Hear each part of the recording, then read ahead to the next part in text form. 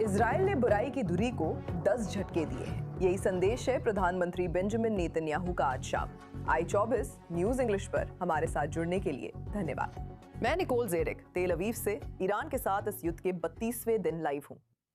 Netanyahu इस युद्ध के 1 महीने बाद अमेरिका इजराइल के मजबूत समन्वय की सराहना कर रहे हैं, जबकि ये युद्ध 2.5 साल से चल रहे बहुमोर्चे वाले युद्ध के बीच आया है। और प्रधानमंत्री का कहना है कि ईरान के साथ इस युद्ध के बाद एक नया मध्य पूर्व उभर रहा है, जिसमें नए गठबंधन बन रहे हैं, जिन्हें वे जल्द ही घोषित करने की उम्मीद करते हैं। यहाँ नेतन्याहू का आज शाम का और बयान है। अमेरिका के साथ हमारा संयुक्त अभियान 1 महीने से चल रहा है और हम उस आतंकवादी शासन को कुचल रहे हैं जो दशकों से अमेरिका की मौत और इजराइल की मौत के नारे लगाता रहा है। हर पीढ़ी में हमें नष्ट करने वालों का सामना करना पड़ा है। ये पीढ़ी भी अलग नहीं है। आयातुल्ला शासन ने हमें नष्ट करने, मध्य पूर्व पर कब्जा और दुनिया को धमकाने की कोशिश की है। इसने न्यूक्लियर और बैलिस्टिक मिसाइल कार्यक्रम बनाकर चारों ओर की आतंकवादी शाखाओं को पैसा और हथियार देकर और अपने ऊपर लगाए गए भारी प्रतिबंधों के बावजूद इन हत्यारी महत्वाकांक्षाओं को आगे बढ़ाने की कोशिश की है। इन कारणों से ईरान को सालों में करीब $1 ट्रिलियन का नुकसान हुआ। अब कह सकते हैं कि वह ट्रिलियन बेकार गया। ईरान से वसूली गई कीमत सिर्फ पैसों तक सीमित नहीं है। आगामी पासओवर की भावना में मुक्ति युद्ध के बाद से हमने बुराई की धुरी पर 10 प्रहार किए हैं। गाजा में हमास पर प्रहार, लेबनान में हिजबुल्लाह पर प्रहार, सीरिया में असद पर प्रहार, यहूदा और सामरिया में आतंकवादी संगठनों पर प्रहार, यमन में हूतियों पर प्रहार और ईरान पर 5 और प्रहार। परमाणु प्रहार, मिसाइल प्रहार, शासन की बुनियादी संरचना पर प्रहार, दमनकारी बलों पर प्रहार और वरिष्ठ अधिकारियों पर प्रहार। हम आज अमेरिका के साथ मिलकर लड़ रहे हैं। राष्ट्रपति ट्रंप और मेरे बीच और दोनों सेनाओं के बीच ऐतिहासिक और अभूतपूर्व सहयोग में हमने अमेरिका के साथ गठबंधन मजबूत किया है और क्षेत्र के अहम देशों के साथ साझा ईरानी खतरे के खिलाफ नए गठबंधन बना रहे हैं। मुझे उम्मीद है कि जल्द ही इन अहम गठबंधनों पर और जानकारी दूंगा। हमने उस आतंकवादी शासन की नींव कमजोर कर दी है जो ऑपरेशन से पहले अजय लगता था।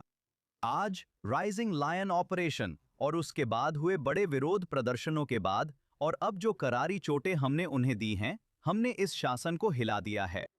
मैं कहता हूं, ये शासन जल्द या देर से गिरेगा। इस बीच अमेरिकी राष्ट्रपति डोनाल्ड ट्रंप ने उन सहयोगियों को अलग संदेश दिया है जो आगे नहीं आ रहे। ट्रंप की अपनी खास शैली में अमेरिकी राष्ट्रपति ने ट्रूथ सोशल पर अपना ताजा बयान दिया, लिखते हुए उन सभी देशों के लिए जो होर्मुज जलडमरू मध्य के कारण जेट ईंधन नहीं पा सकते, जैसे यूनाइटेड किंगडम जिसने ईरान के शीर्ष नेतृत्व को हटाने में शामिल होने से इनकार कर दिया, मेरे पास आपके लिए एक सुझाव है। पहला, अमेरिका से खरीदें, हमारे पास बहुत है। दूसरा, थोड़ा देर से ही सही हिम्मत करें और जलडमरू मध्य जाकर उसे ले लें। इस समय वॉशिंगटन ईरान के ऊर्जा ढांचे पर सैन्य कार्रवाई पर विचार कर रहा है यदि वे 6 अप्रैल की युद्ध विराम समय सीमा नहीं मानते। ठीक है, चलिए अब वॉशिंगटन से ताजा जानकारी लेते हैं। ठीक है, i20 न्यूज इंग्लिश के वरिष्ठ अमेरिकी संवाददाता माइक वेगनहाइम हमारे साथ लाइव जुड़ रहे हैं। माइक, जाओ तेल ले लो। ये अमेरिका के सहयोगियों के लिए काफी सख्त संदेश है, लेकिन ये युद्ध खास तौर पर इन यूरोपीय देशों के साथ अमेरिका के संबंधों को कैसे प्रभावित कर रहा है? मेरा मतलब है ये सब नजरिए पर है, क्योंकि शुरुआत से सब कुछ अच्छा नहीं था। अब दबाव भी बढ़ गया है। सुनिए, राष्ट्रपति ने अपने पहले कार्यकाल से ही इस बात पर जोर देने की कोशिश की है कि यूरोपीय देशों को रक्षा मामलों में अधिक आत्मनिर्भर होना चाहिए। उन्हें अपनी जीडीपी का बड़ा हिस्सा देना और अमेरिकी पक्ष पर कम निर्भर रहना चाहिए। अधिकांश मामलों में स्पेन को छोड़कर ईयू, यूरोपीय और नेटो देशों ने यही किया। उन्होंने अपनी जीडीपी बढ़ाई और ज्यादा आत्मनिर्भर बने। इसका श्रेय ट्रंप को जाता है। इसका दूसरा पहलू ये है कि अब बहुत सारे यूरोपीय देश कह रहे हैं, अरे आपने हमें कहा था कि अपनी चिंता करो, अमेरिका की इतनी चिंता मत करो। अब आप हमसे अचानक मदद क्यों मांग रहे हैं, जब आप खुद कह रहे हैं कि हम आप पर अब और निर्भर ना रहें। अब ट्रंप कह रहे हैं ये पिछला बकाया है, क्योंकि हमने आपको तब तक सुरक्षा दी जब तक आपने अपने हालात खुद संभालने शुरू नहीं किए। तो हम इस तरह के एक चक्र में फंस गए हैं, जिसे मैं कूटनीति भी नहीं कहूंगा। बस इस समय अमेरिका और उसके पुराने अटलांटिक पार के सहयोगियों के बीच तनाव है। मुख्य बात यह है कि ट्रंप के लिए ये उनकी नजर में खुद को असंभव स्थिति से बाहर निकालने का तरीका है, वहां होर्मुज जलडमरू मध्य में। और अब एक अलग तरीके से यूरोपीय देशों पर फिर से जिम्मेदारी डालना शुरू कर रहे हैं कि वे आगे आएं और योगदान देना शुरू करें। लेकिन इस बार ये तरीका काफी अलग और कहीं ज्यादा खतरनाक है। माइक अब भी अमेरिकी राष्ट्रपति कूटनीति को आगे बढ़ा रहे हैं। हाल की इन अमेरिकी वार्ताओं पर हमारे पास क्या अपडेट है? राष्ट्रपति ने कुछ समय पहले कहा कि बातचीत अच्छी चल रही है, हालांकि उन्होंने ज्यादा विवरण नहीं दिए। अब पाकिस्तान और चीन, जो इन वार्ताओं को शुरू कराने में कथित मध्यस्थ या सहायक हैं, उन्होंने आज इससे पहले एक 5 सूत्रीय योजना तैयार की है। वास्तव में कोई बड़ा ब्रेक थ्रू नहीं हुआ है। मुझे लगता है ये एक सामान्य योजना है जो आगे क्या करना है बताती है। ये केवल एक बुनियादी खाका है जिसमें बातचीत शुरू करने और कागज पर लक्ष्य तय करने की कोशिश की गई है। इसके अलावा यहाँ कोई संकेत नहीं है कि आज यहाँ कोई बड़ा ब्रेक थ्रू हुआ है या कोई ठोस चर्चा आगे पीछे हुई है। और माइक, अमेरिकी राष्ट्रपति के हालिया बयानों में वे देशों से खुद तेल लेने या अमेरिका से खरीदने को कहते हैं।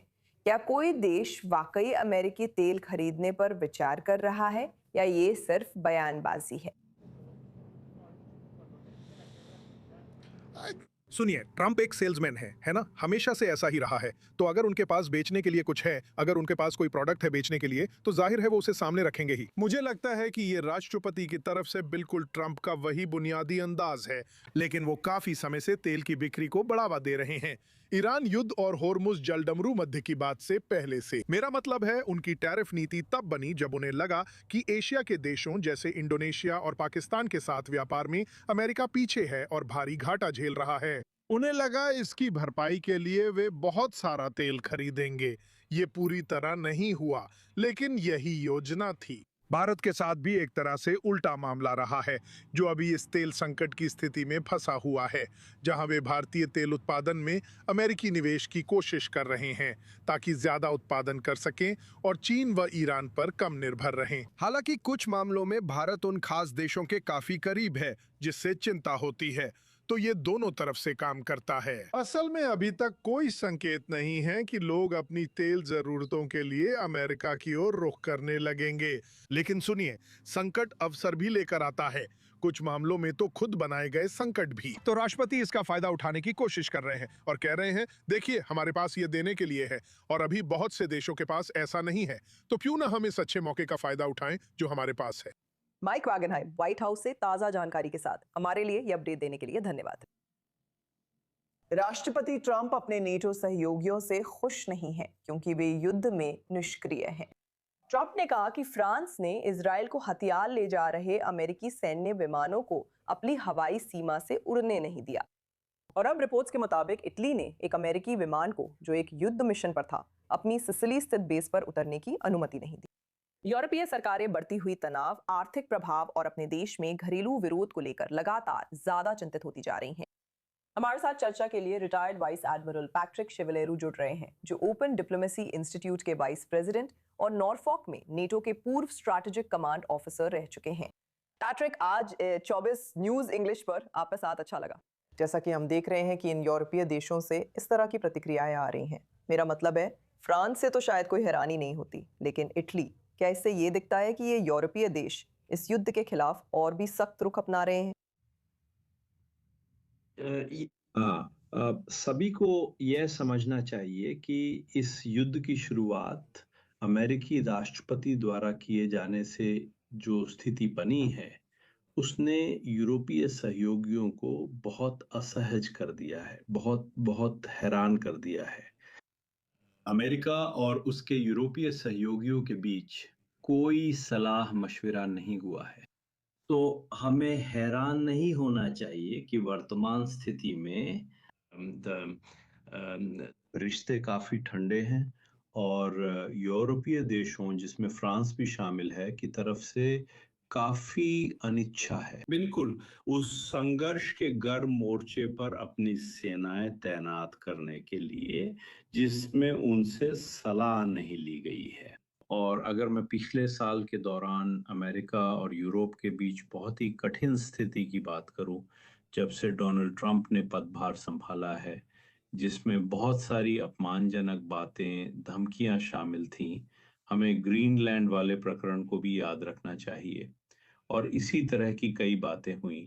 हमें अभी जो स्थिति है उससे हैरान नहीं होना चाहिए। हाँ, बिल्कुल कोई हैरानी की बात नहीं है, लेकिन ये अमेरिका और नेटो के साथ इन रिश्तों के भविष्य के लिए क्या संकेत देता है? क्या यहाँ कोई भविष्य है या रिश्ते सुधारने के लिए क्या करना होगा? नेटो का भविष्य एक बहुत अहम सवाल है।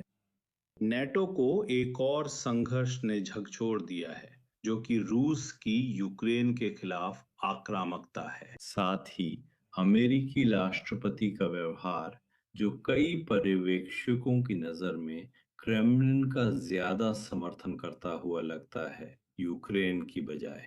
जबकि यूक्रेन संघर्ष यूरोप के लिए उसके अस्तित्व का सवाल है। तो जो कुछ हो रहा है या भविष्य में होर्मुज जलडमरू मध्य में अमेरिका और यूरोपीय देशों के बीच सहयोग के संदर्भ में जो कुछ होगा, उसे ध्यान में रखते हुए, और शायद कुछ एशियाई देशों को भी इस बहुत बड़े परिप्रेक्ष्य के ढांचे में ध्यान में रखना होगा। अगर भविष्य में कुछ नेटो देश सुनिश्चित करें कि होर्मुज जलडमरू मध्य को ईरान फिर से बंधक ना बना सके, तो वो स्थिति कैसी होगी? अगर नेटो देश ऐसी किसी चीज में शामिल होने जा रहे हों, तो वे किस तरह की गारंटी चाहेंगे? हमें ये समझना होगा कि होर्मुज जलडमरू मध्य नेटो क्षेत्र से बाहर है। ये नेटो के दायरे में नहीं आता। अनुच्छेद 5 लागू नहीं किया गया है। अनुच्छेद 4 जो वॉशिंगटन संधि का परामर्श अनुच्छेद है, उसे भी अमेरिका ने लागू नहीं किया है। तो हम अभी वहां तक नहीं पहुंचे हैं। अब फ्रांस जैसे देश की खाड़ी से सटे कुछ देशों जैसे कि अमीरात के साथ रक्षा समझौता है, और हमें इस परिप्रेक्ष्य में ये नहीं भूलना चाहिए कि फ्रांसीसी वायुसेना के जेट पिछले 1 या 2 हफ्तों से कई ईरानी शाहिद ड्रोन्स को रोकने और गिराने में योगदान दे रहे हैं। तो मैं कहूंगा कि यूरोपीय देश और खासकर फ्रांस मौजूद हैं, लेकिन आगे बढ़ने में बहुत सतर्क हैं। जब तक की स्थिति थोड़ी और स्पष्ट नहीं हो जाती, जो कि अभी सच कहूं तो नहीं है, तब तक। ठीक है, सेवानिवृत्त वाइस एडमिरल पैट्रिक शेवलेरो, आज आपको हमारे साथ i24 न्यूज इंग्लिश पर पाकर बहुत अच्छा लगा और नेटो के भविष्य को लेकर आपकी कुछ और गहरी बातें सुनकर अच्छा लगा। आपका बहुत बहुत धन्यवाद।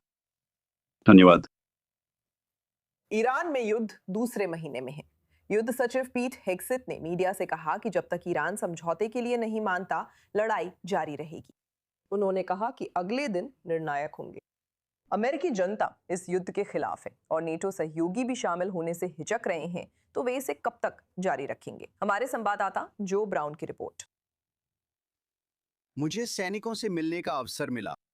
मध्य पूर्व की अपनी गुप्त यात्रा से लौटे अमेरिकी युद्ध सचिव पीट हेग्सेथ ने अपनी ओर से और सैनिकों की ओर से स्पष्ट संदेश दिया, शो जारी रहना चाहिए।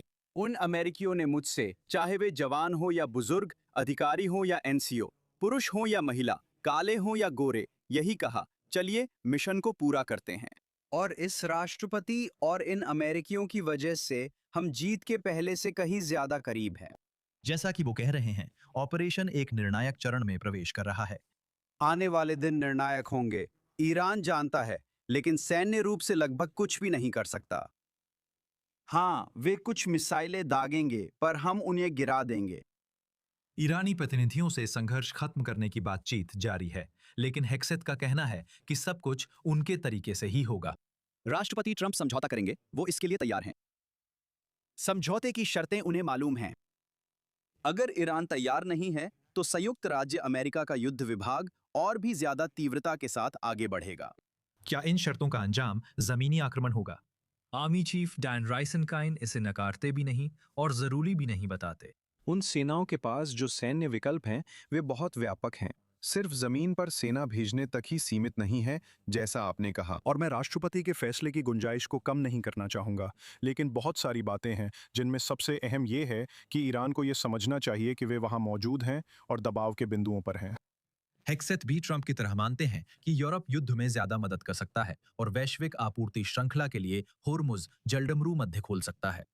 युद्ध शुरू होने के एक महीने बाद नाटो देश अमेरिकियों से किनारा कर रहे हैं और फ्रांस व स्पेन अपने हवाई क्षेत्र के ऊपर से सैन्य विमानों को उड़ने देने से इनकार कर रहे हैं। वे अमेरिकी युद्ध का शीघ्र अंत बातचीत से चाहते हैं, पर लंबी लड़ाई को भी तैयार हैं।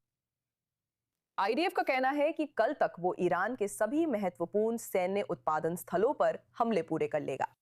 पिछले 24 घंटों में ही इजरायली वायुसेना ने तेहरान में बैलिस्टिक मिसाइल लॉन्चर, वायु रक्षा प्रणालियों और कई हथियार उत्पादन स्थलों को निशाना बनाते हुए 230 से अधिक हमले किए हैं। इन घटनाओं पर चर्चा के लिए मेरे साथ स्टूडियो में सुरक्षा विश्लेषक याकूब लापिन असेसमेंट के होस्ट और i24 न्यूज इंग्लिश के वरिष्ठ संवाददाता ओवन ऑल्टरमैन मौजूद हैं। याकूब, जब आईडीएफ कहता है कि वो कल तक सभी अहम सैन्य उत्पादन स्थलों पर हमले पूरे कर सकता है, तो इस बारे में आपका क्या विचार है? अगर इजराइल इन उत्पादन स्थलों को निशाना बना लेता है तो इसका क्या असर होगा? युद्ध के एक महीने बाद इससे लक्ष्यों की सूची कैसे बदलती है? ये एक बहुत ही महत्वपूर्ण मील का पत्थर है। ईरानियों की हथियार बनाने की क्षमता को प्रभावित करना सबसे लंबे समय तक रहने वाला प्रभाव है। ये मिसाइल या लॉन्चर पर असर डालने से ज्यादा देर तक असर करता है। हथियारों की फैक्ट्रियां बनाना सबसे ज्यादा समय लेता है। ये उनके युद्ध तंत्र का सबसे महंगा हिस्सा है और जिस आर्थिक संकट का ये शासन सामना कर रहा है उसके मद्देनजर ये उन्हें अनगिनत वर्षों पीछे धकेल देगा। इसलिए ये बेहद महत्वपूर्ण है। यही कारण है कि वे हथियार उद्योग पर ध्यान दे रहे हैं, क्योंकि किसी को नहीं पता ये युद्ध कब खत्म होगा। वे सच में निर्णायक दौर में थे और जितने ज्यादा हो सके महत्वपूर्ण लक्ष्यों को निशाना बना रहे थे, क्योंकि ये युद्ध के आखिरी दिन हो सकते हैं, कोई नहीं जानता। अगर युद्ध चलता रहा तो और लक्ष्य हैं।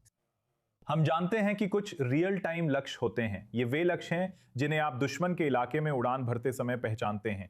ये आपके टारगेट बैंक में नहीं होते, वे पहले से तय नहीं होते। इनमें से ज्यादातर पर हमला किया जा चुका है। ये वे लक्ष्य हैं जिन्हें ड्रोन, फाइटर जेट, सैटेलाइट और अन्य खुफिया सेंसरों से नए ईरानी लक्ष्यों और क्षमताओं के बारे में मिले डेटा से खोजा जाता है। ये रियल टाइम लक्ष्य होते हैं और इजराइल इसमें बहुत अच्छा है। मुझे पूरा यकीन है कि और भी हैं। ईरान की आबादी 92 मिलियन है, जो फ्रांस, जर्मनी, ब्रिटेन और स्पेन की कुल आबादी के बराबर है। मुझे यकीन है कि और भी लक्ष्य हैं, लेकिन अब तक आईडीएफ ने जो हासिल किया है वो एक बहुत बहुत महत्वपूर्ण मील का पत्थर है। इसका मतलब है कि ज्यादातर काम जो करना था वो अब हमारे पीछे है। एक अहम मील का पत्थर है। ओवन, प्रधानमंत्री आज शाम इन उपलब्धियों का बखान कर रहे हैं। आप उनके टीवी बयान पर क्या सोचती हैं? ठीक है निकोल, सबसे पहले नेतन्याहू की चालाकी से लिखी बात। पहले अनुवाद में हमने प्रहार अनुवाद किया। हिब्रू में शब्द माका है। जैसा आप जानती हैं, इसका एक अनुवाद प्लेग यानी महामारी भी है। नेतन्याहू का भाषण 10 महामारियों और 10 उपलब्धियों पर है। खैर निकोल, कुछ इजरायली मीडिया में इसे इस तरह से पेश किया जा रहा है, जैसा कि याकूब ने अभी कहा, कि यह युद्ध का एक सारांश है। अगर युद्ध खत्म हो जाए, अगर युद्ध वॉशिंगटन में लिए गए फैसलों की वजह से खत्म हो और प्रधानमंत्री की वजह से नहीं। लेकिन इसके अलावा निकोल, ये तथ्य कि नेतन्याहू को माइक पर आना पड़ा, 10 मिनट बोलना पड़ा और 10 महामारियों और 10 उपलब्धियों के बारे में बात करनी पड़ी, ये उसी बात का और सबूत है जो हम पहले से जानते हैं। हमारे पास एक अस्पष्ट परिणाम है। हमारे पास कोई परिणाम नहीं है, निश्चित रूप से पूरी तरह से असफलता नहीं है, लेकिन हमारे पास ऐसा भी कोई परिणाम नहीं है जिसमें सफलता इतनी स्पष्ट हो कि इस तरह का भाषण देना जरूरी ना हो। और यहाँ संदर्भ ये है कि हम न केवल एक बड़े यहूदी त्योहार से पहले हैं, जब परिवार अब से 24 घंटे से भी कम समय में पासओवर की शुरुआत और पारंपरिक पासओवर सेडर के लिए इकट्ठा होने वाले हैं। यहाँ इजराइल में हमारे पास केवल एक ही रात है, बेशक, लेकिन लैटिन चुनाव अभियान से कुछ महीने पहले, और ये एक प्रधानमंत्री हैं जो हमेशा राजनीतिक पहलुओं के प्रति सजग रहते हैं। और मुझे लगता है कि यहाँ उनका उद्देश्य खुद को सुरक्षा पर होने वाले हमलों से बचाने की कोशिश करना था। मुझे लगता है कुछ हद तक हैरानी की बात है कि नेतन्याहू कम से कम इस समय दाईं ओर से हमले का सामना नहीं कर रहे हैं, कम से कम सुरक्षा मुद्दों पर गठबंधन की पार्टियों के भीतर से तो नहीं, लेकिन वो खुद को दूसरी तरफ से होने वाले हमलों से बचाने की कोशिश करना चाहते हैं कि उन्होंने पर्याप्त नहीं किया और उनके पास उपलब्धियां नहीं हैं। इसे ऐसे पेश करना कि मेरी कोई उपलब्धि नहीं, देखिए मैंने क्या क्या कहा है, और ये इशारा करके कि जो भी इस पर उन पर हमला करता है, निकोल, एक तरह से वो देशभक्त नहीं है और कृतज्ञ है। अंत में एक बात, टेलीविजन स्टूडियो में अक्सर ऐसा होता है कि आप एक वाक्य ज्यादा बोल देते हैं। हम सब इससे परिचित हैं। आज रात नेतन्याहू के साथ भी यही हुआ। उन्होंने लगभग 11 मिनट तक ये बताते हुए बिताए कि युद्ध क्यों सफल रहा, और इसके लिए एक तर्क है कि युद्ध सफल रहा। शायद ये एक मजबूत तर्क है और शायद एक प्रभावशाली भी। इस पर इजरायली राजनीति समेत कई जगह बहस होगी। लेकिन उन्होंने आखिरी मिनट टीवी स्टूडियो में बैठे लोगों और विपक्ष के लोगों की बात करते हुए बिताया, जो बड़े सवाल पर बात करने के बजाय दंदी और ओछी राजनीति के स्तर तक उतर रहे हैं। निकोल, ये वाक्य ज्यादा था। नेतन्याहू इस मुद्दे पर कमजोर है। युद्ध के दौरान उनकी गठबंधन सरकार के सांसदों ने नेसेट में कई विवादास्पद कानून पेश किए हैं, जबकि युद्ध के दांव इतने बड़े हैं। यहां तक कि इजराइल के बजट पर रात भर चली वोटिंग में भी। यह कदम, जिसमें अल्ट्रा ऑर्थोडॉक्स यशीवाओं के लिए 250 मिलियन अमेरिकी डॉलर डालना एक वैध संसदीय कदम है, शायद गठबंधन द्वारा। लेकिन यह तरीका आमतौर पर कारोबार में नहीं अपनाया जाता था और बहुत अलोकप्रिय था। नेतन्याहू अपने समर्थकों से इस तरह बात कर सकते हैं, लेकिन मुझे लगता है कि आज रात उन्होंने खुद को बेवजह आलोचना के लिए खुला छोड़ दिया, जबकि युद्ध पर 11 मिनट में उनके पास बेहतर तर्क थे। प्रधानमंत्री की दिलचस्प टिप्पणियां आ रही हैं। वे कहते हैं इजराइल जीत रहा है, लेकिन ईरानी हमले अब भी जारी हैं। मध्य इजराइल में क्लस्टर गोला बारूद वाली बैलिस्टिक मिसाइल से बनी ब्रूक, पेताच टिकवा और रमात गन में कई जगह छोटे छोटे विस्फोट हुए, जिसमें कम से कम 8 लोग घायल हो गए। उत्तर में भी पिछले कुछ घंटों से लगभग लगातार सायरन बज रहे हैं, क्योंकि हिजबुल्लाह के रॉकेट्स और ड्रोन हमले जारी हैं और अवीवीम में कम से कम एक व्यक्ति मध्यम रूप से घायल हुआ है। होम फ्रंट कमान ने कहा कि मिसाइल हमलों के चलते पाबंदियां कम करने की फिलहाल कोई योजना नहीं है, जिससे पूरे देश में लाखों लोग शेल्टरों में जाने को मजबूर हैं। मैदान से अपडेट के लिए हमारी i24 न्यूज इंग्लिश की संवाददाता मलिक स्लेडन सेंट्रल इजराइल से लाइव जुड़ रही हैं। आज दिन में चोट के कई मामले देखे गए। नई रिपोर्टिंग के अनुसार उत्तरी इजराइल में भी हाल ही में कुछ लोग घायल हुए। आप हमें इस ताज़ा हमले के बारे में क्या बता सकती हैं? हाँ, तो हिजबुल्लाह ने कुछ घंटों की शांति के बाद इजराइल के उत्तर की ओर, खासकर अपर गलील और निश्चित रूप से संघर्ष रेखा पर भारी संख्या में रॉकेट दागे हैं और इससे कुछ नुकसान और हताहत हुए हैं। लेकिन मेरी समझ के अनुसार इनमें से ज्यादातर लोग मामूली रूप से घायल हुए हैं और यहाँ हम किसी भी घायल व्यक्ति को जानलेवा चोट लगने की बात नहीं कर रहे हैं।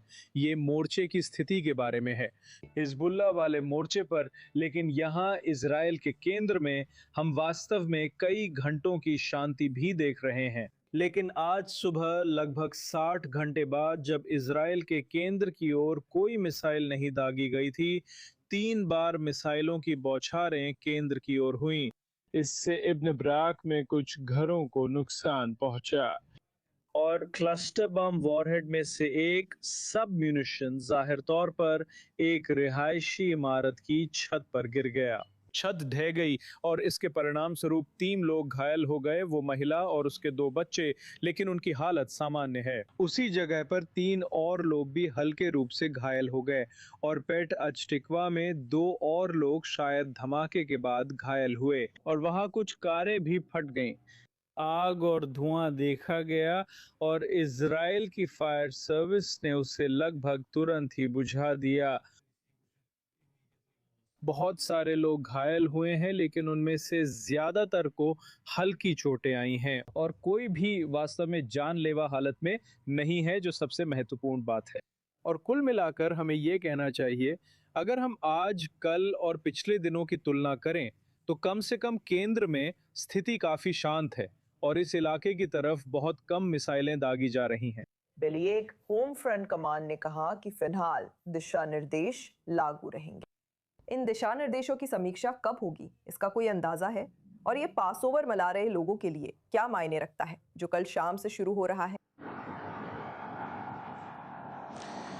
तो होम फ्रंट कमांड के अनुसार अगले कुछ दिनों तक दिशा निर्देश वैसे ही रहेंगे, लेकिन हर कुछ दिनों में समीक्षा की जाती है और निश्चित रूप से अगर हालात बदलते हैं तो दिशा निर्देश भी बदलेंगे। लेकिन पासओवर त्योहार के बारे में आज कुछ सुरक्षा अधिकारियों ने कहा कि आकलन ये है कि हिजबुल्लाह और ईरान दोनों ही त्योहार की वजह से इजराइल के आवासीय इलाकों पर अपने हमले बढ़ा सकते हैं। ये कोई ठोस जानकारी नहीं है कि हिजबुल्लाह या ईरान ने इसके लिए कोई योजना बनाई है। लेकिन ये ईरान और हिजबुल्लाह को इजराइल के आवासीय क्षेत्रों पर हमला करने के लिए उकसा सकता है। लोग इकट्ठा हो रहे हैं क्योंकि वे साथ जश्न मनाना चाहते हैं। इसी कारण होम फ्रंट कमान फिर कह रहा है कि दिशा निर्देश वही रहेंगे और लोगों को भीड़ से बचना चाहिए व सायरन बजने की स्थिति में शेल्टर के पास रहना चाहिए। और बेलिक अब तक हुए नुकसान की सीमा के बारे में संक्षेप में ताजा जानकारी दे। इजरायली संपत्ति प्राधिकरण के मुताबिक 22,000 से ज्यादा मुआवजे के दावे जमा हुए हैं। ये देश भर में हुए नुकसान के बारे में क्या संकेत देता है? हाँ, जैसा आपने कहा 22,000 से ज्यादा, लेकिन चलिए ये मान लेते हैं ज्यादातर नुकसान बेशक मामूली नुकसान है। निश्चित रूप से कई घर ऐसे थे जिन्हें गंभीर नुकसान हुआ है, खासकर वे जिन्हें ईरानी मिसाइलों के सीधे हमले या सीधे प्रहार का सामना करना पड़ा। युद्ध की शुरुआत से अब तक ऐसा कुछ बार हो चुका है, लेकिन लोग मुआवजा पाने के लिए ये जमा करते हैं इस उम्मीद में कि उन्हें कुछ पैसे वापस मिल जाएंगे। इसका मतलब ये नहीं है कि इजराइल की कई इमारतों को बहुत बड़ा और व्यापक नुकसान हुआ है। ठीक है, बालिक सुबीन, फील्ड से उन अपडेट्स के लिए धन्यवाद। हम यहाँ i24 न्यूज इंग्लिश पर एक बहुत ही छोटा ब्रेक लेने जा रहे हैं, लेकिन हमारे पास चर्चा के लिए और भी बहुत कुछ है, तो कहीं मत जाइए।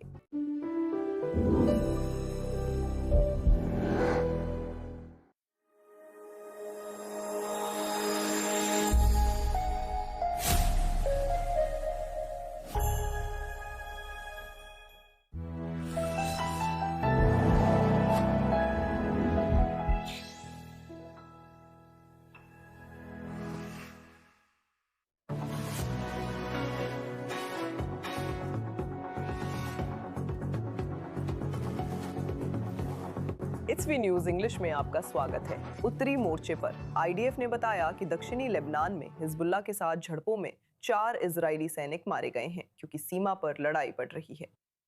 इसी दौरान इजरायली हवाई हमलों ने बेरूत में हिजबुल्लाह के ठिकानों को निशाना बनाया। सेना ने कहा कि लड़ाई के नए दौर में उसने 180 से ज्यादा रॉकेट और मिसाइल लॉन्चर नष्ट किए हैं। इजराइल के रक्षा मंत्री एग्रा काट्स अब लितानी नदी के दक्षिण में बफर जोन की योजना बता रहे हैं। सुनिए उन्होंने क्या कहा।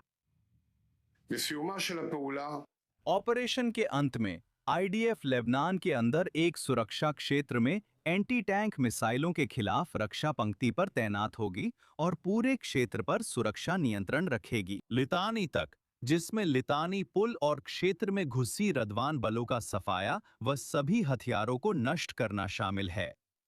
लितानी के दक्षिण में उत्तर की ओर निकले दक्षिणी लेबनान के 6 लाख से अधिक निवासियों की वापसी तब तक प्रतिबंधित रहेगी जब तक उत्तर के निवासियों की सुरक्षा सुनिश्चित नहीं हो जाती। लेबनान सीमा के पास गांवों के सभी घरों को गाजा के रफा और बैत हनून मॉडल पर ध्वस्त किया जाएगा ताकि उत्तर के निवासियों के लिए सीमा का खतरा हमेशा के लिए खत्म हो सके। स्टूडियो में अब भी याकोव लापिन और ओवन ऑल्टोमैन हैं। याकोव, लतानी नदी के दक्षिण में इस सुरक्षा क्षेत्र की योजना है, लेकिन बफर जोन साफ करने में कितना समय लगेगा? क्या ऐसी कार्रवाई की कोई समय सीमा है? निश्चित रूप से एक समय सीमा है, हमें इसका पता नहीं है क्योंकि यह गोपनीय है, लेकिन वे स्पष्ट रूप से एक समय सीमा के अनुसार काम कर रहे हैं और रिजर्व सैनिकों को बुलाया गया है। कुछ डिवीजन ऑपरेशनल प्लान के अनुसार काम कर रही हैं। तो इसमें से बहुत कुछ परिणामों पर भी निर्भर करेगा। वे यह सुनिश्चित करेंगे कि जिस क्षेत्र में वे काम कर रहे हैं उसे व्यवस्थित रूप से हिजबुल्लाह से मुक्त किया जाए। तो जो गांव इजराइल के सबसे करीब हैं, मुझे लगता है कि हम वहां देखेंगे और हम पहले से ही बुनियादी ढांचे का बड़ा विनाश देख रहे हैं। ऐसे दृश्य जो हमें गाजा पट्टी के संजाया या राफा जैसे स्थानों की याद दिलाते हैं, वे मोहल्ले जो आतंकवादी ठिकानों में बदल गए हैं। मुझे लगता है वहां आईडीएफ बड़े पैमाने पर इंजीनियरिंग करेगा ताकि उस बुनियादी ढांचे को पूरी तरह हटाया जा सके, क्योंकि उसे पहले जैसा नहीं छोड़ा जा सकता। ये उत्तरी समुदायों में जीवन असंभव कर देगा। और आप जानते हैं, यहाँ रणनीतिक बदलाव सिर्फ सैन्य कार्य नहीं है। करीब 6 लाख दक्षिणी लेबनानी निवासी, जिनमें अधिकांश शिया हैं, उनमें से ज्यादातर हिजबुल्लाह की जानबूझकर बनाई गई राजनीतिक और नागरिक मानव ढाल व्यवस्था का हिस्सा हैं। अब वे दक्षिणी लेबनान के बाहर हैं, वे दक्षिणी लेबनान छोड़ चुके हैं और रक्षा मंत्री कार्ड्स ने कहा कि जब तक इजराइल का उत्तर सुरक्षित नहीं होगा वे वापस नहीं आ सकते, यानी वे बहुत लंबे समय तक वापस नहीं आएंगे। ये बड़ा नाटकीय बदलाव है जिससे इजराइल का दक्षिणी लेबनान में सुरक्षा क्षेत्र अब लगभग नागरिकों से खाली रहेगा। ये वही सुरक्षा क्षेत्र नहीं है जिसकी हम 80 और 90 के दशक में आदत डाल चुके थे, जहां कुछ नागरिकों, खासकर हिजबुल्लाह समर्थक शियाओं के साथ लगातार टकराव होता था। हालांकि वहां कुछ ईसाई भी थे, जाहिर है, जो एसएलए का हिस्सा थे। ये इजरायली इतिहास का एक बिल्कुल अलग दौर है, लेकिन यह एक बिल्कुल अलग तरह का सुरक्षा क्षेत्र है जिसे आंशिक रूप से दूर से की गई फायरिंग और आंशिक रूप से छापेमारी के जरिए नियंत्रित किया जा सकता है। इसका मतलब यह नहीं कि आईडीएफ हर इंच पर कब्जा करेगी, लेकिन वे निश्चित रूप से वहां रहेंगे और शायद दक्षिणी लेबनान के कुछ हिस्सों के भीतर गहराई तक भी मौजूद रहेंगे। ये रणनीतिक बदलाव है और दक्षिणी लेबनान को नया रूप दे रहा है। यह सिर्फ हिंसा का एक और दौर नहीं है। हाँ, आप जानते हैं, याकूब ने यहां सुरक्षा का शानदार सारांश दिया है कि इसका जमीन पर क्या मतलब है, सैन्य रूप से इसका क्या अर्थ है और शक्ति संतुलन के लिहाज से इसका क्या मतलब है। अब मैं बातचीत को कूटनीतिक क्षेत्र और सार्वजनिक कूटनीति की ओर ले जाना चाहता हूं। जब इजराइल काट्स रफा और बेत खानून मॉडल की बात करते हैं तो ये घरेलू इजरायली दर्शकों के लिए एक शानदार संदेश है, खासकर एक रक्षा मंत्री के लिए जिसे कुछ महीनों में लिकुड पार्टी के पंजीकृत प्राथमिक मतदाताओं का सामना करना होगा। ऐसे वाक्य उनके लिए मददगार हैं और दुश्मन को संदेश देते हैं कि इजराइल दृढ़ है और अंत तक जाने से नहीं डरता। यह वैसा अच्छा संदेश नहीं है जैसा मैं कैंसस में सोफे पर बैठे व्यक्ति के लिए कहता हूं। यही वो जगह है जहां इजराइल की सार्वजनिक कूटनीति कमजोर है। सभी दर्शकों से बात करना असंभव है और कैंसस के दर्शक को प्राथमिकता नहीं मिलती।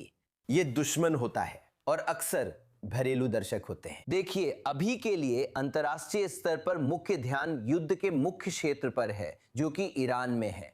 लेबनान में 10 लाख लोग विस्थापित हुए, लेकिन कम ध्यान मिला। उन्हें अपनी ही सुरक्षा के लिए विस्थापित किया गया है, निकोल, और अंतर्राष्ट्रीय कानून इसे अनुमति देता है। जब इजराइल नागरिकों और लड़ाकों को अलग करता है, जैसा कि याकूब ने कहा, ताकि नागरिकों को नुकसान न हो, तो यह अस्थायी रूप से अनुमति है।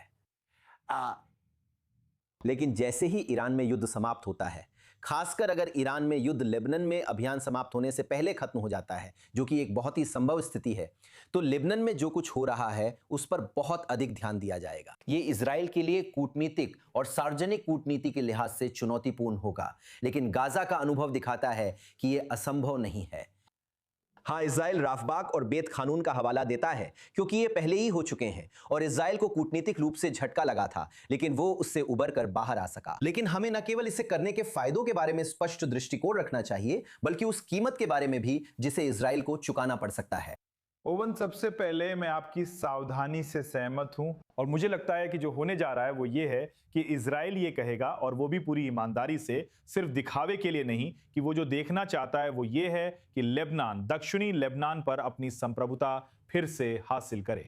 इसे करने का तरीका है कि लेबनान सरकार अपनी क्षमता साबित करे कि वो अपने क्षेत्र पर नियंत्रण कर सकती है और हिजबुल्लाह को दशकों से राज्य के भीतर राज्य न चलाने दे। अब जैसे ही इजराइल को यह सबूत मिल जाता है कि लेबनानी सेना हिजबुल्लाह से भिड़ रही है, उसका सामना कर रही है और जीत रही है, तो मेरी नजर में वही वो पल होगा जब इजराइल दक्षिणी लेबनान से बाहर निकलने के बारे में सोचना शुरू करेगा। मुझे लगता है कि इजराइल को यही संदेश देना चाहिए, अंतिम लक्ष्य दक्षिणी लेबनान में स्थायी इजरायली मौजूदगी नहीं, बल्कि दक्षिणी लेबनान में स्थायी लेबनानी मौजूदगी है। यह संदेश कानूनी और कूटनीतिक रूप से बहुत महत्वपूर्ण है। संभव है कि हमें यह सरकार से सुनने को मिले। इजराइल के लिए समय के साथ यह संदेश देना जरूरी होगा। शायद हमारे प्रसारण में आगे चलकर हम अपने दोस्त, या शायद नहीं, कनाडा के प्रधानमंत्री मार्क कर्नी के बारे में और उन्होंने क्या कहा इस पर बात करेंगे। मैं इसे विषय वस्तु भी नहीं कहना चाहता, लेकिन हम इस पर थोड़ी देर बाद आएंगे। हाँ, इन सब पे बाद में आएंगे। अभी मैं क्षेत्र के भीतर रहना चाहती हूँ। आइए युद्ध के खाड़ी क्षेत्र पर प्रभाव की ओर बढ़ते हैं। दरअसल दुबई में लंगर डाले एक कुवैती तेल टैंकर ईरानी हमले का निशाना बना, जिससे आग लग गई और साथ ही संभावित तेल रिसाव की आशंका भी बढ़ गई है, क्योंकि फिलहाल नुकसान का आकलन किया जा रहा है। इसी के साथ यूके, सऊदी अरब, कतर और बहरीन में अतिरिक्त वायु रक्षा प्रणाली और लड़ाकू विमान तैनात कर रहा है, ताकि आगे होने वाले ईरानी हमलों से सुरक्षा की जा सके। अब i24 न्यूज की सीनियर मिडल ईस्ट संवाददाता एरियल उसरान से ताजा जानकारी लेते हैं। एरियल, दुबई में ये युद्ध के पहले हफ्ते के बाद से सबसे तनावपूर्ण दिनों में से एक रहा है, तो आज पूरे दिन यूएई में हमने क्या देखा है? हाँ निकोल, युद्ध शुरू होने के बाद यूएई के लिए ये सबसे तनावपूर्ण दिनों में से एक रहा। पिछले 24 घंटों में ही उसकी सीमा पर 8 बैलिस्टिक मिसाइलें, 4 क्रूज मिसाइलें और 36 ईरानी ड्रोन दागे गए हैं। दुबई में सफल इंटरसेप्शन के कारण गिरे मलबे से 4 विदेशी नागरिक घायल हो गए।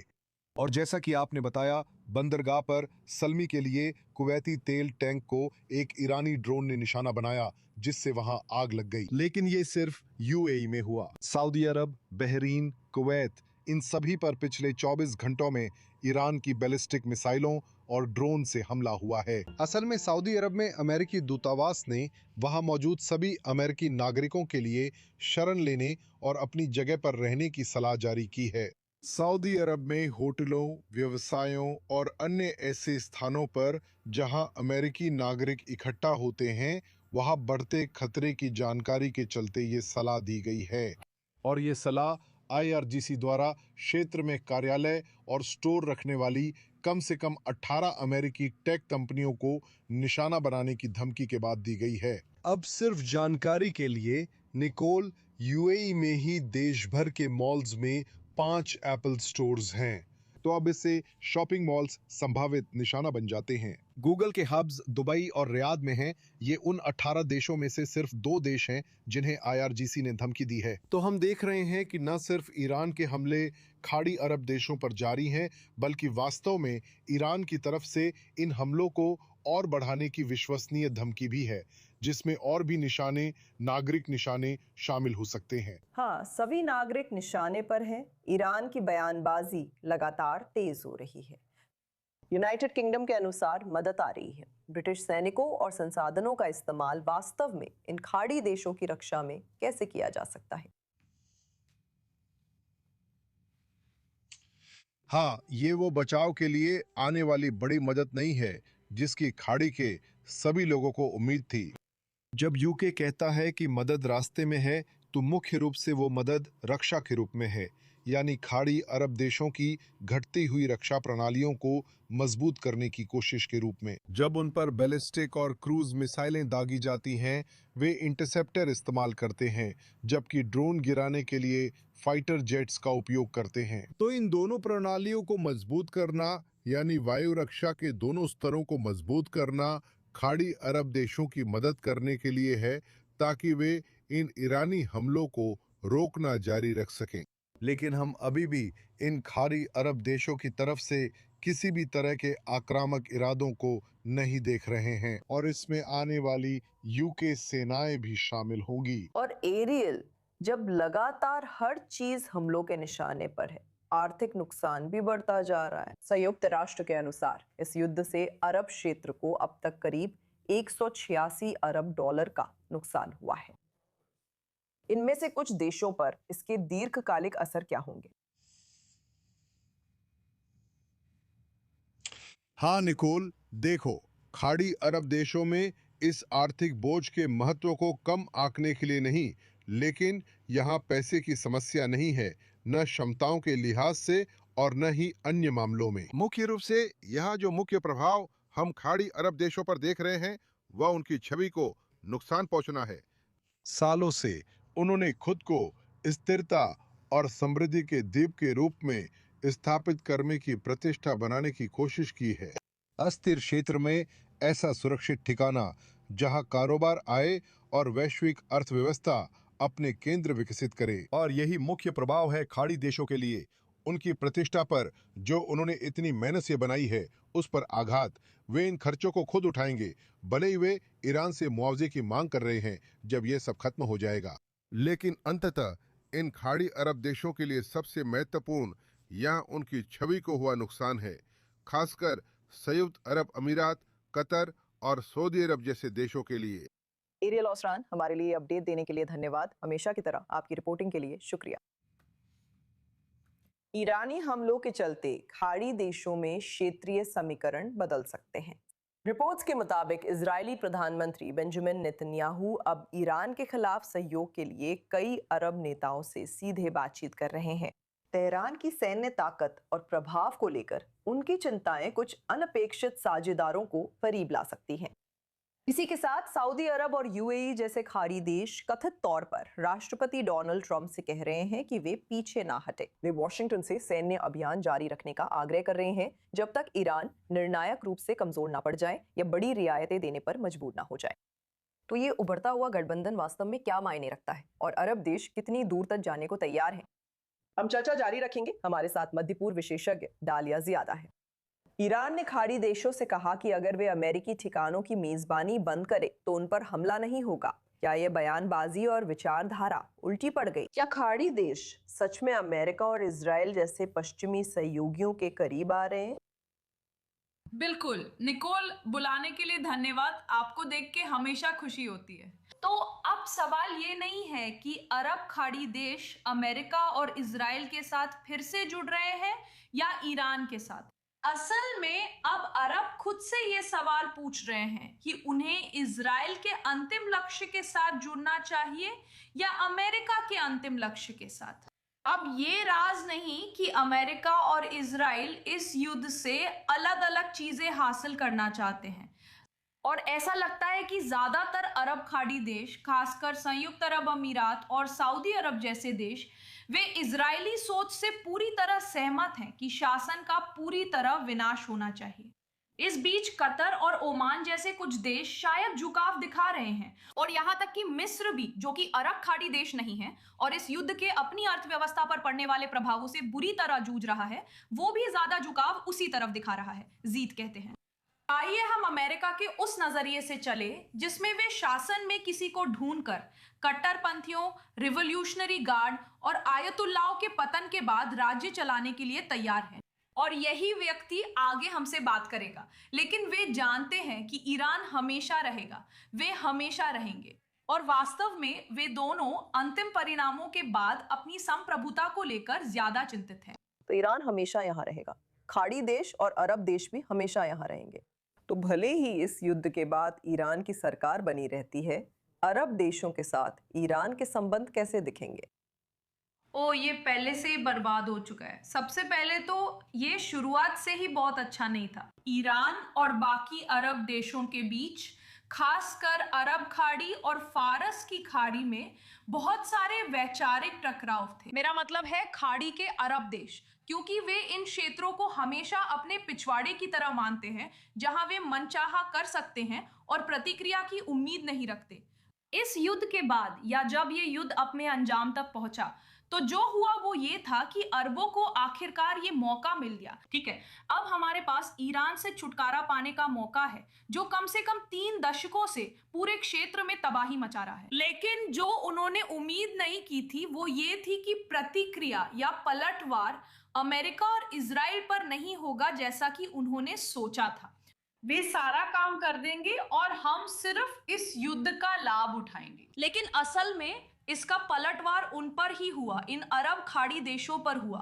तो अब वे इस युद्ध में एक तरह से घिर गए हैं। शुरुआत में वे इसका हिस्सा नहीं बनना चाहते थे, जैसे नेटो इस युद्ध का हिस्सा नहीं बनना चाहता और शुरुआत में वे यही सोच रहे थे कि यह हमारा मामला नहीं है, उन्हें जो करना है करने दो और फिर हमें उसका फायदा मिलेगा।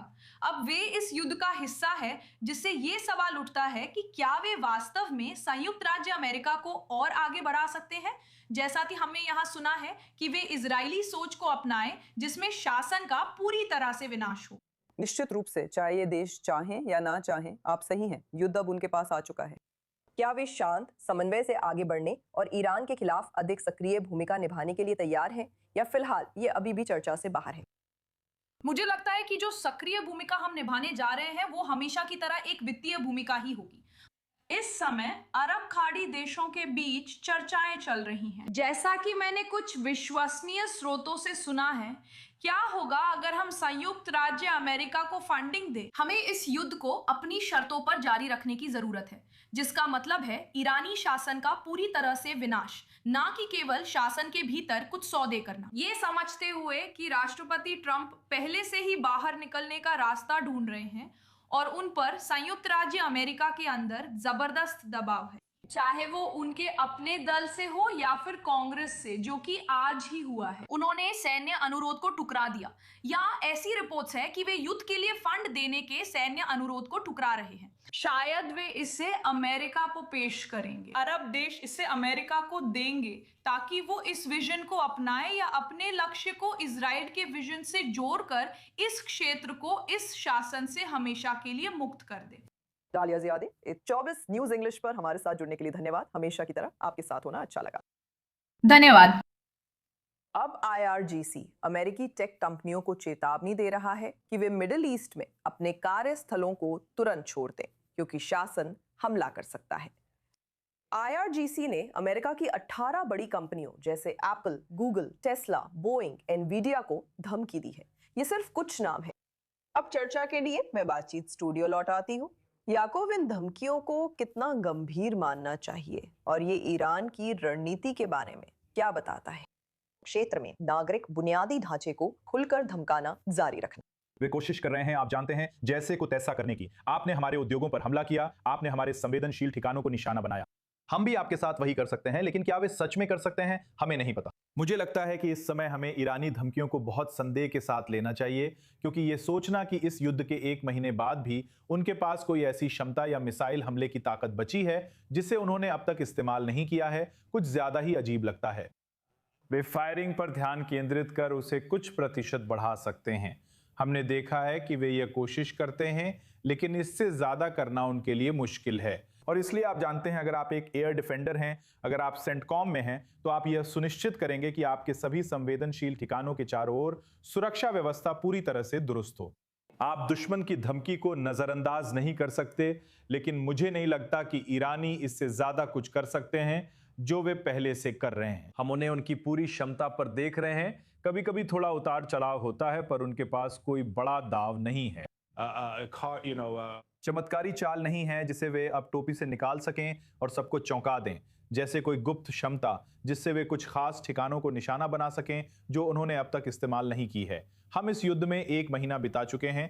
उन्हें रोज कई गोला बारूद और सैकड़ों जेट से लगातार निशाना बनाया जाता है। तो मैं यहां थोड़ी संदेह की भावना रखने का आग्रह करूंगा। मैं याकोव से सहमत हूं। निकोल, मुझे नहीं लगता कि युद्ध के इस चरण में याकोव के बताए सभी कारणों से इससे ईरान की प्रतिरोधक क्षमता पर कोई असर पड़ता है। मुझे लगता है कि यह शायद शासन के भीतर मनोबल बढ़ाने में या मध्य पूर्व में उनके समर्थकों की मदद करने में सहायक हो सकता है, लेकिन युद्ध के संतुलन और परिणामों को बदलने के लिहाज से मुझे नहीं लगता कि इसका कोई असर पड़ता है। निश्चित रूप से खाड़ी देशों की ऊर्जा अवसंरचना पर ईरान के गंभीर हमले, जिनका आप हफ्तों से जिक्र कर रहे हैं, एक तरह से नया दाव हो सकता है। शायद नई तकनीक नहीं, लेकिन नए लक्ष्य जिन्होंने फैसलों के बारे में सोचने का तरीका बदल दिया है, और ये महत्वपूर्ण है।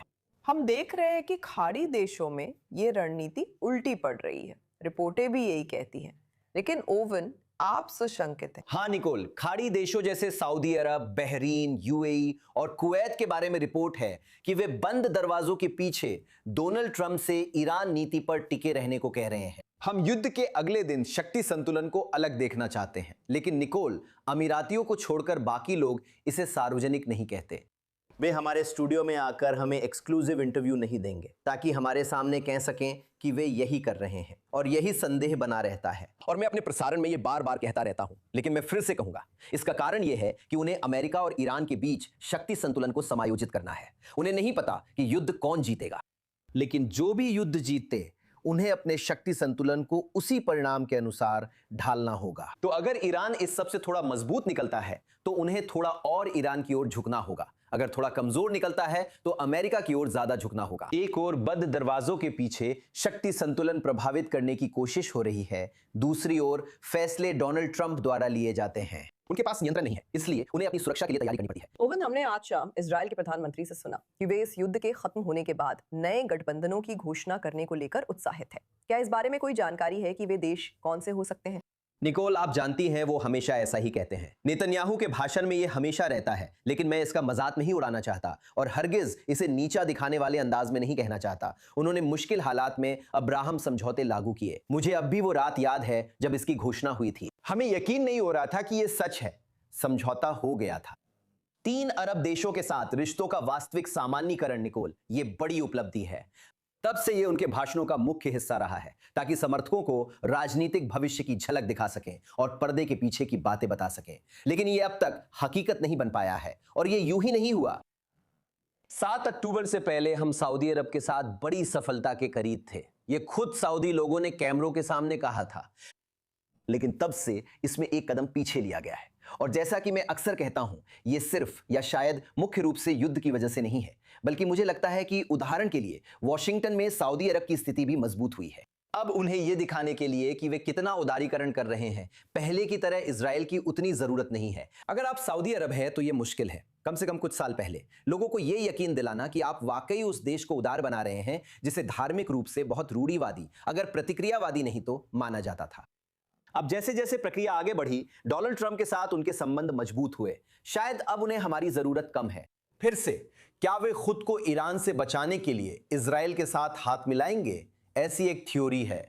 बहुत कुछ इस बात पर निर्भर करेगा कि क्षेत्र में शक्ति का संतुलन कैसा रहता है और ट्रंप या जो भी राष्ट्रपति होंगे उनके तहत मध्य पूर्व में अमेरिकी नीति कैसी दिखती है। इस युद्ध के खत्म होने के बाद भी बहुत से सवालों के जवाब बाकी रहेंगे।